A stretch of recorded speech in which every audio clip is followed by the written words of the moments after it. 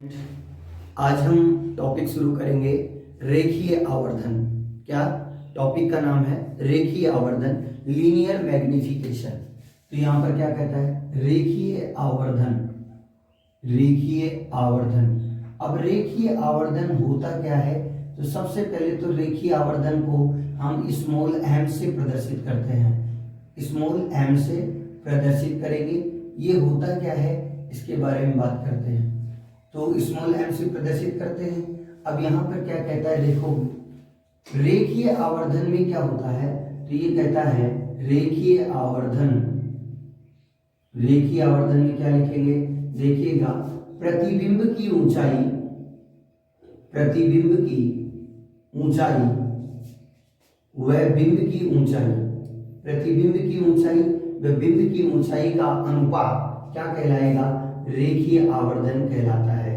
प्रतिबिंब की ऊंचाई और बिंब की ऊंचाई का जो अनुपात है उसे ये अपन क्या कहते हैं? रेखीय आवर्धन कहते हैं। प्रतिबिंब की ऊंचाई को मैं लिखता हूं h2 और बिंब की ऊंचाई को मैं लिख रहा हूं h1। अब यहाँ पर देखिएगा, प्रतिबिंब की ऊंचाई और बिंब की ऊंचाई है तो रेखीय आवर्धन का कोई भी मात्रक नहीं होता है। तो रेखीय आवर्धन अपनी ये कह दे कि लीनियर मैग्निफिकेशन जो है वो मात्रकहीन राशि होती है। रेखीय आवर्धन मात्रकहीन राशि होती है। तो आवर्धन का मतलब क्या होता है? आवर्धन से हमको ये पता लगता है कि ये उपकरण उस बिंब के आकार को कितना बढ़ा करके या कितना घटा करके और प्रदर्शित कर रहा है, वही क्या कहलाता है? रेखीय आवर्धन कहलाता है। तो रेखीय आवर्धन के लिए हम ये कहते हैं, रेखीय आवर्धन के लिए हमने क्या कहा कि प्रतिबिंब की ऊंचाई और बिंब की ऊंचाई जो है वो क्या कहलाती है? रेखीय आवर्धन कहलाती है। क्या कहलाती है बेटा? रेखीय आवर्धन कहलाती है। यहां पर हम एक टॉपिक ले लेते हैं, अवतल दर्पण के लिए, अवतल दर्पण से रेखीय आवर्धन, अवतल दर्पण से रेखीय आवर्धन। अवतल दर्पण से रेखीय आवर्धन क्या होगा इसके बारे में हम परिचर्चाएं करते हैं, ध्यान से समझिएगा। सबसे पहले हम क्या करेंगे, एक अवतल दर्पण लेंगे। ये आपका अवतल दर्पण हो गया, करेक्ट बात। अब इस अवतल दर्पण के सामने एक वस्तु को रख दिया गया और ये वस्तु हो गई आपकी ए बी। अवतल दर्पण के सामने क्या रखा? एक वस्तु को रखा और ये वस्तु हो गई ए बी। अब यहाँ पर क्या कहता है देखिएगा, सबसे पहले एक प्रकाश की जो किरण है वो इस मुख्य अक्ष के समानांतर चलेगी और जैसे ही इस दर्पण से टकराने के पश्चात ये मुड़ेगी और कहाँ से गुजरेगी बेटा? फोकस पॉइंट से गुजरेगी। ये बात सबको पता है। दूसरी बात क्या कहता है, एक प्रकाश की किरण बिल्कुल दूर से आएगी, दूर से टकराएगी और टकराने के पश्चात ये मुड़ेगी। अब जहां पर ये दोनों परावर्तित किरणें आपस में क्या होंगी? मिलेंगी, वहीं पर ही क्या होगा? प्रतिबिंब का निर्माण होगा। अब ये हमारा बिंब है ए बी, तो यहाँ पर प्रतिबिंब को हम कह देंगे कि ये क्या हो गया? ए डैश बी डैश। यहाँ पर ये पॉइंट जो है इसे हम कहते हैं पोल, पोल को हम पी से प्रदर्शित करेंगे। यहाँ से ये जो डिस्टेंस है आपको पता है, दूर से और बिंब की जो दूरी होती है वो यू होती है, लेकिन प्रकाश के आपतन की दिशा के विपरीत है, तो यहाँ पर -v। यहाँ से देखिएगा, यहाँ से और यहाँ तक की ये जो डिस्टेंस है इसको हम लिख देंगे -v, करेक्ट बात।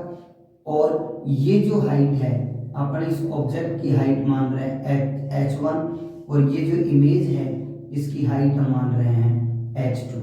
तो कुछ इस तरीके का इसमें डायग्राम बनेगा।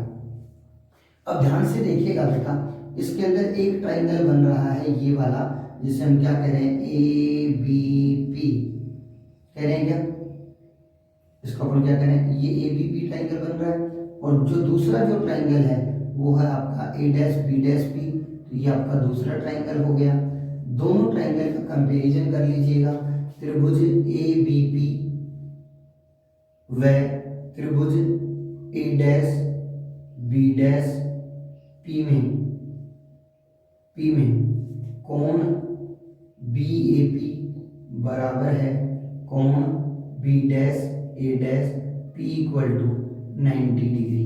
देखिएगा तो यहाँ पर ए पर बात कर रहा है तो क्या ये एंगल 90 डिग्री बन रहा है, यहाँ पर भी एंगल कितना बन रहा है 90 डिग्री बन रहा है। ठीक है, दूसरी बात क्या कहता है, कोण बी पी ए बराबर है कोण B dash P A dash. देखिएगा तो ये बी पी ए इस एंगल की बात कर रहा है और दूसरा क्या हो गया B dash P A dash इस एंगल की बात कर रहा है। तो आपने क्या पढ़ा था, परावर्तन के नियम से एंगल आई बराबर एंगल आर। तो यहाँ पर ये परावर्तन के नियम से according to the law of reflection, परावर्तन के नियम से ये जो है वो क्या हो जाते हैं, बराबर हो जाते हैं परावर्तन के नियम से। करेक्ट बात। इसके बाद देखिएगा, इसके बाद आगे की कहानी क्या है, तो कोण ए बी पी व कोण ए डैश बी डैश पी स्वतः बराबर हो जाएंगे, स्वतः बराबर हो जाएंगे, स्वतः बराबर हो जाएंगे। करेक्ट बात। अब यहाँ पर क्या कहता है, तो यहाँ पर क्या लिखा, अतः त्रिभुज ए बी पी व त्रिभुज A dash B dash P समरूप त्रिभुज होंगे, समरूप त्रिभुज होंगे। अब यहाँ पर समरूप त्रिभुज होंगे तो समरूप त्रिभुजों की क्या लगा दोगे, प्रमेय लगा दोगे। तो यहाँ पर क्या हो गया, देखिएगा क्या लिखते हैं, कर्ण में कर्ण का, आधार में आधार का, लंब में लंब का डिवाइड करोगे तो क्या हो गया, देखो A B upon A dash B dash equal to बोलेंगे A P upon A dash P, हाँ या ना, A B upon A dash B dash equal to A P upon A dash P. अब यहाँ पर ध्यान देने योग्य बात है, वो बात क्या है, देखिएगा यहाँ पे इसको उल्टा कर दें तो ये हो जाएगा A dash B dash upon ये हो गया A B, A dash B dash upon क्या हो गया ए बी। तो यहाँ पर अपन क्या लिख देंगे, ए डैश पी अपॉन क्या हो जाएगा ए पी, और ये इक्वेशन कितनी होगी आपकी, इसको इक्वेशन नंबर 1 लिख देंगे।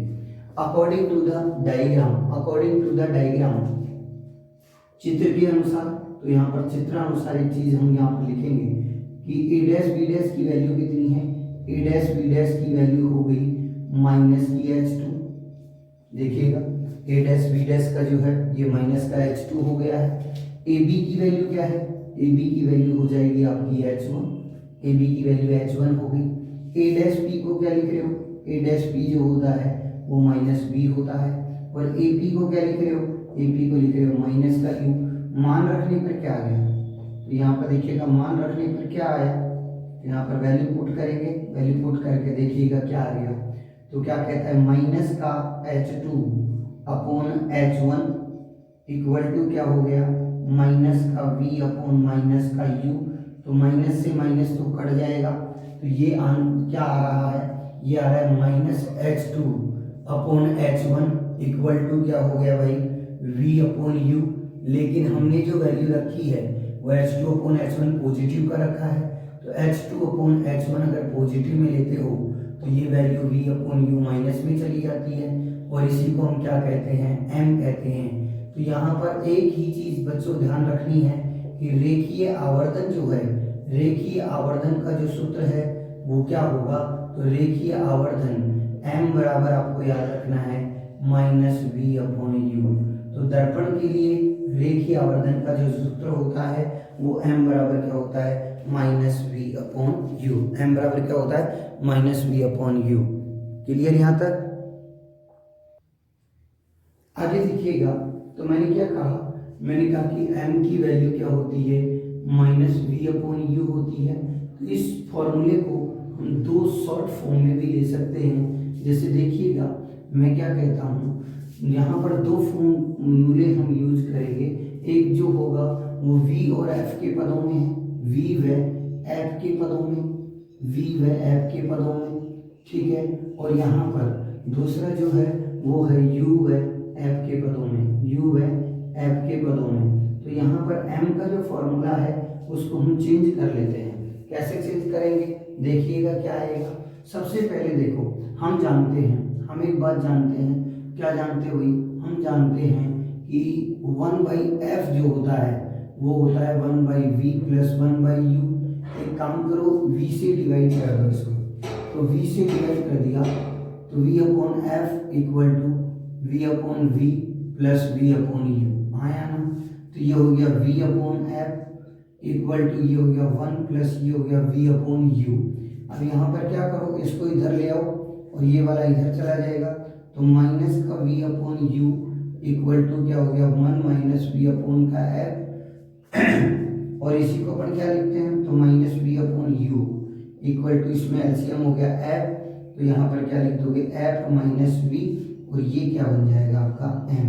तो इस फॉर्म में भी हम इसको लिख सकते हैं।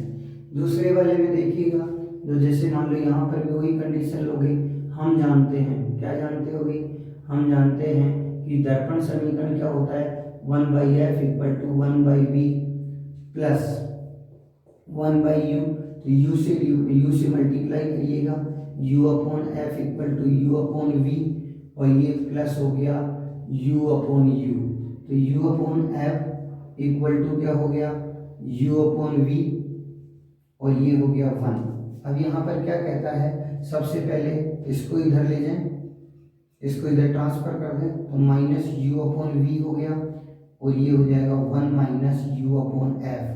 ठीक है बेटा, अब क्या कह सकते हो, तो देखिएगा इसको क्या करें, सबसे पहले एलसीएम सॉल्व कर लो इसका, u upon v equal to क्या हो गया, देखिएगा एलसीएम क्या है f हो गया और ये हो गया f माइनस u, लेकिन ये वैल्यू तो u अपॉन v है तो उल्टा कर दीजिए इसको, तो ये हो जाएगा माइनस v अपॉन u, तो ये हो जाएगा f upon f minus u, f upon f minus u और इसको अपन क्या बोल रहे हैं, m बोल रहे हैं।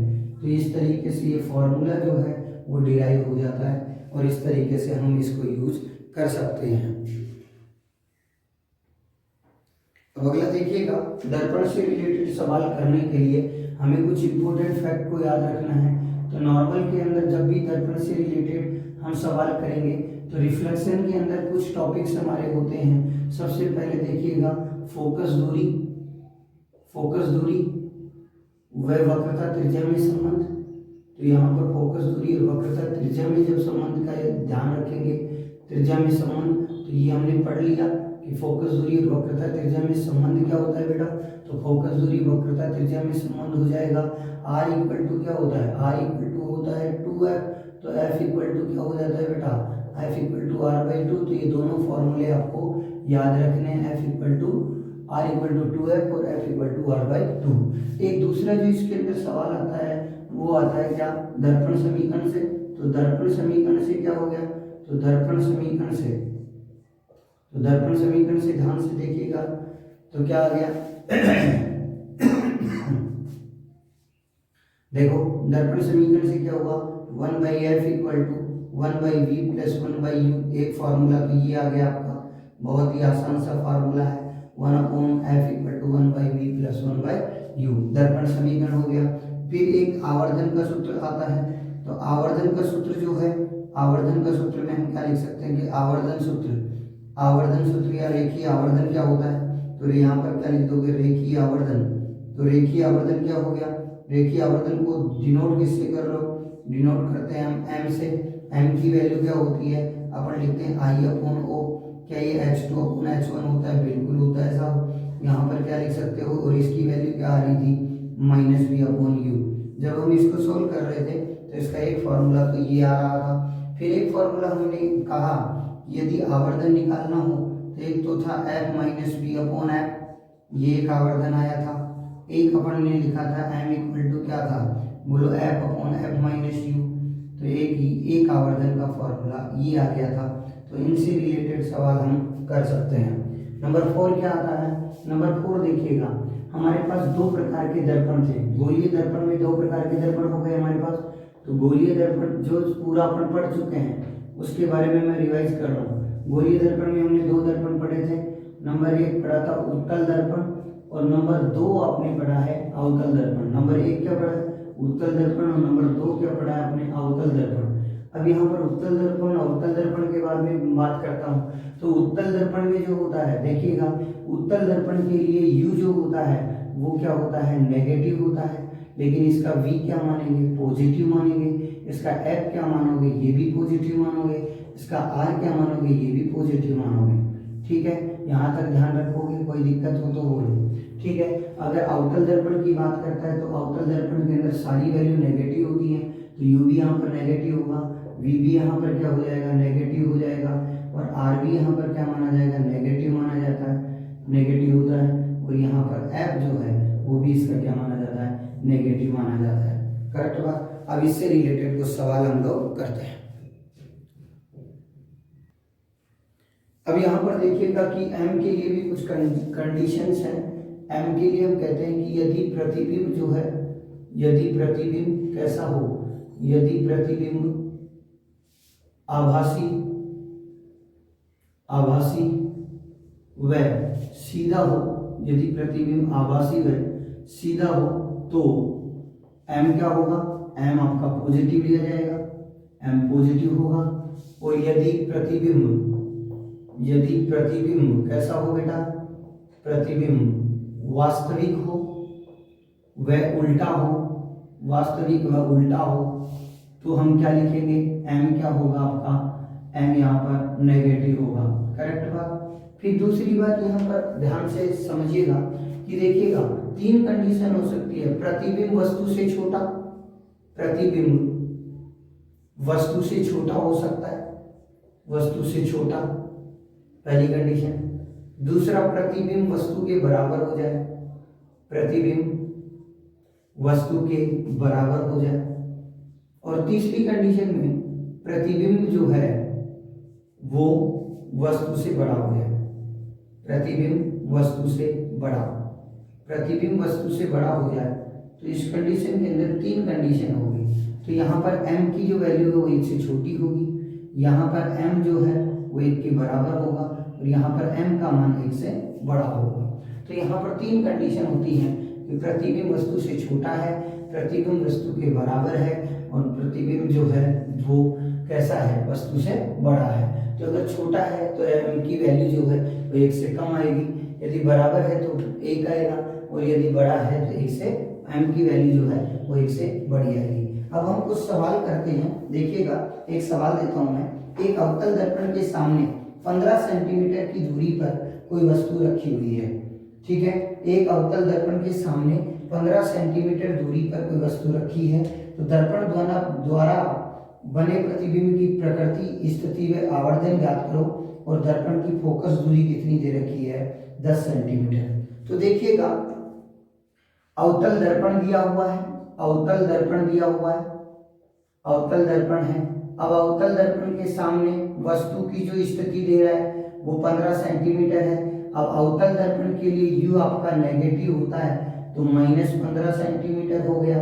आपको v पूछा है कि v कैलकुलेट करना है, और f आपको निकालना है। f आपको दिया हुआ है 10 सेंटीमीटर। तो यहाँ पर सबसे पहले आप क्या करेंगे, तो सबसे पहले यहाँ से आप क्या निकाल लोगे, f आपको दिया हुआ है, ये नेगेटिव है, तो यहाँ पर सीधा सा फॉर्मूला आप लगाएंगे।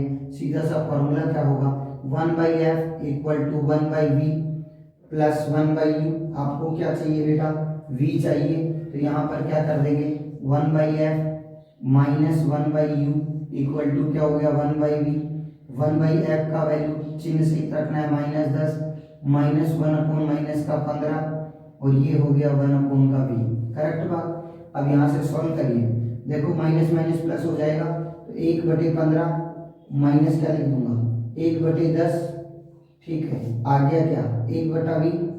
अब यहाँ पर सीधा सा 15 दूनी 30, 30 वाला कर लीजिएगा, तो ये हो गया 2, और ये माइनस हो गया 3, इक्वल टू क्या आ गया, 1/v।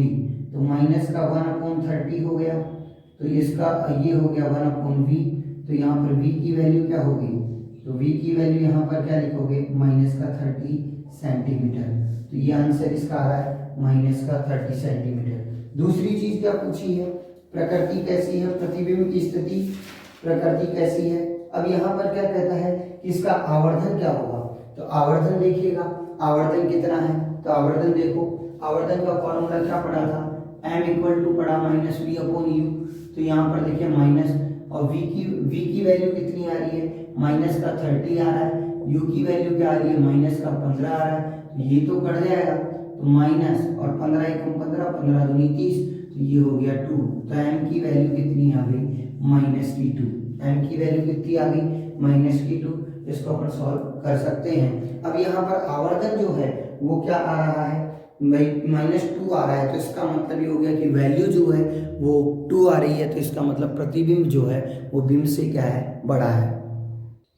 देखिए एक सवाल लेते हैं, देखिएगा यहाँ पे एक सवाल दिया गया है, अवतल दर्पण से एक बिंब का प्रतिबिंब दर्पण के सामने 100 सेंटीमीटर दूरी पर बन रहा है। ये कह रहा है कि बिंब का क्या बन रहा है, प्रतिबिंब बन रहा है, तो इसका मतलब v की वैल्यू कितनी दे रखी है, -100 सेंटीमीटर। यदि दर्पण की फोकस दूरी 98 सेंटीमीटर हो, अवतल दर्पण है और फोकस दूरी 98, तो f की वैल्यू कितनी हो गई, 98 सेंटीमीटर हो। करेक्ट बात, कोई दिक्कत नहीं है। अब ये क्या कह रहा है, तो बिंब की दूरी ज्ञात कीजिएगा। तो बिंब की दूरी में देखो ज्यादातर बच्चे पता है क्या करते हैं, सेंटीमीटर को मीटर में चेंज करते हैं, तो क्यों नहीं करना है एज इट इज, क्योंकि ये यू निकालना है तो ये सेंटीमीटर में ही आ जाएगा। तो यहाँ से फॉर्मूला हम लगाएंगे, 1/f इक्वल टू क्या हो जाएगा, 1/v प्लस 1/u। आपको क्या चाहिए बेटा, बिंब की दूरी चाहिए, u चाहिए, तो इसका मतलब 1/f minus 1/v equal to 1/u। पहले मैं फार्मूले को इजीएस्ट फॉर्म में ले रहा हूँ, अब यहाँ पर वैल्यू पुट करूंगा, तो 1 अपॉन माइनस का क्या हो गया, 98 आया ना, माइनस 1 अपॉन क्या हो गया, माइनस का 100 इक्वल टू क्या हो गया, 1 अपॉन यू। ये प्लस हो जाएगा तो 1 अपॉन 100 हो गया, माइनस 1 अपॉन 98 हो गया, इक्वल टू क्या आ गया बेटा, 1 अपॉन यू आ गया। अब यहाँ पर एलसीएम कितना हो गया, एलसीएम अपन कह देते हैं कि भैया 100 इंटू 98 हो गया। करेक्ट बात, तो यहाँ पर कितना बच गया, 98, यहाँ पर कितना बच गया, 98, यहाँ कितना बचेगा, माइनस का 100 इक्वल टू 1 अपॉन यू, तो ये कितना हो गया, माइनस का 2 अपॉन ये कितना हो गया, 9800, ठीक है, इक्वल टू क्या हो गया, 1 अपॉन यू। उल्टा करोगे तो 1 यू इक्वल टू क्या हो जाएगा, 9800 बटे माइनस का 2, तो यू इक्वल टू क्या लिखोगे, माइनस का 9800 बटा 2, तो ये हो गया 4900 सेंटीमीटर। लेकिन ये वैल्यू किस में आएगी, नेगेटिव में आएगी, तो 4900 सेंटीमीटर। तो यहाँ पर यू की वैल्यू जो है 4900 सेंटीमीटर आएगी। ठीक है बेटा, तो ये टॉपिक हमने खत्म कर लिया। इसके कुछ न्यूमेरिकल पोर्शन हम एक वीडियो में और करेंगे, तब तक आप इसको पढ़िएगा अच्छे से और इसके कॉन्सेप्ट क्लियर करिएगा।